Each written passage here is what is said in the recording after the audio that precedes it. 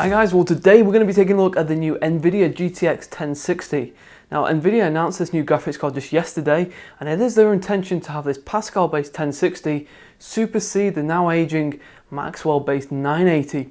Now the 980 was of course the prominent fixture really for a long time, in fact since September 2014, and so this 1060 here has some big boots to fill. GTX 1060 arrives with 1280 CUDA cores and with a memory capacity of 6 gig. And this card is going to be available in the Founders Edition, just like the 1070 and the 1080. The difference being that the custom designs will launch alongside this Founders Edition this time round.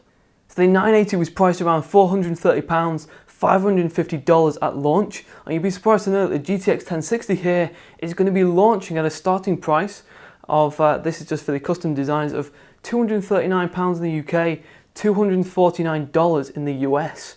Now the Founders Edition here is going to cost you slightly more. It's going to cost you $275 in the UK, $299 in the US.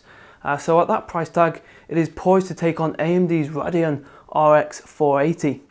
Now this video here is going to serve as an unboxing, a bit of first look at the 1060. The performance embargo is actually going to lift on July 19th. So as it stands right now, we cannot show you any performance benchmarks until then. So as a follow-up, we will be doing a performance video, so stay tuned for that.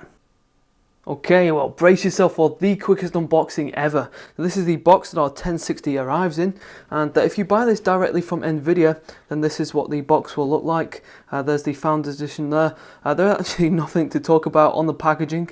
If we just open this out, here we have our card in an anti-static bag.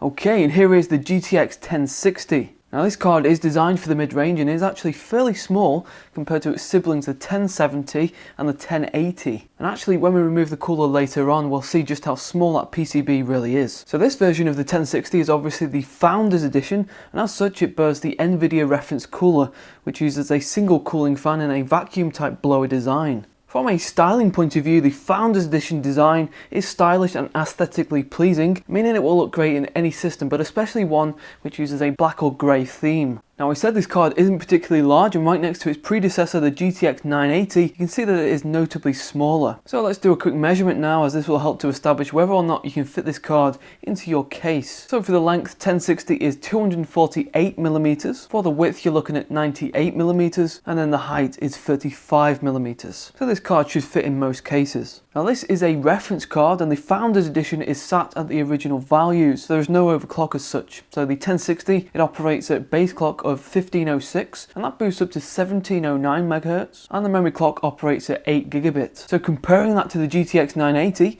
the 980 has a base clock of 1127 boosting up to 1216, and the memory clock sits at 7 gigabit. TDP on the 1060 is 120, while the 980 is 165. So some improvements there on the spec, and the 1060 uses 6 gig of GDDR5. 1060 is also PCI Express 3.0 compliant, DirectX 12 ready, and supports OpenGL 4.5. So GTX 1060 is going to occupy 2 spaces on your board and case, so nothing unusual there. But on this back panel here, we have a selection of ports to choose from.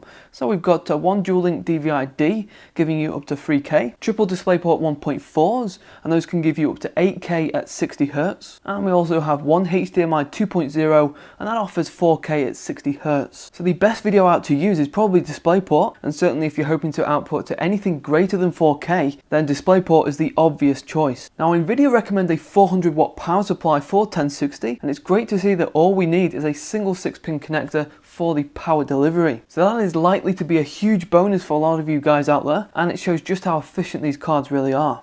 Now we'd usually get SLI ports on almost all NVIDIA cards, even the low-end offerings, but even within this mainstream segment here, NVIDIA has chosen to omit the SLI functionality. And the reason behind this is that SLI configurations are far more common higher up the price range and the product stack. So that is rather unfortunate for those wanting to combine 2 of these cards for a much more affordable route to high performance. Flipping 1060 over, on the reverse you can get a good view of the size of the PCB which NVIDIA are using, and you can see just how much that cooler overlaps. So this is tiny compared compared to other mid-range cards, and you can certainly count on partners presenting us with some nice mini ITX options later on. Right guys, well we have taken the cooler off our GTX 1060, and here is the basis for the Founders Edition cooler. So this solution here covers the GPU, the memory and the components. It uses a copper base plate and has 2 copper heat pipes connected to it, and those heat pipes carry the heat to the aluminium fins. And then that single cooling fan directs the airflow across the fins for dissipation, carrying it out through the exhaust. Having taken that cooler off, we can also check out the PCB, and again, drawing attention to that PCB, it is tiny, measuring just 174 millimeters. The voltage circuitry, the VRMs, sit to the left of the GPU, but with the 1070 and the 1080s, these components are actually placed on the right side. So the driving force behind the 1060 is the all-new GP106. So that uses the 16nm processor that is based on the new Pascal architecture, this being the 3rd card under such a design. And as we mentioned, the GPU is set at the stock settings with a base clock of 1506, boosting up to 1709, and the memory dotted around the GPU that operates at 8 gigabits. So unfortunately guys, we'll have to leave it there for this video as we can't show the performance results until after July 19th. But hopefully that has kind of whet your appetite for this new GTX 1060 and has given you a bit of an idea of what you can expect. But be sure to let me know what your first impressions are of this new card in the comments box below. Now NVIDIA pitched this card as a replacement for the 970, the 980 stack, and as they've already alluded to the 1060 offering better performance than the 980, you can probably guess where about it is going to land on the performance charts. If indeed this card does offer us better performance than the Radeon RX 480, then this could well seal a victory for NVIDIA at the mid-range. So guys, we're going to finish there anyway. July 19th we will follow up with a performance video, which when it is online we'll also link on this particular video, this unboxing, this first look. So thanks for watching today guys, hope you did enjoy this first look. Would have loved to show you more, but obviously we've got to kind of be on our best behaviour and adhere to the rules. Now we've got loads of graphics card reviews coming up very soon. Partner cards for the 1060, the 1070, the 1080s and also the 480s. So if you don't want to miss out on any of this great kit that we're going to be showing, please subscribe to the channel so you can keep up to date with all the videos that we're going to be putting out. Thanks for your support guys. Please hit that like button if you did enjoy this video, and I'll see you very soon.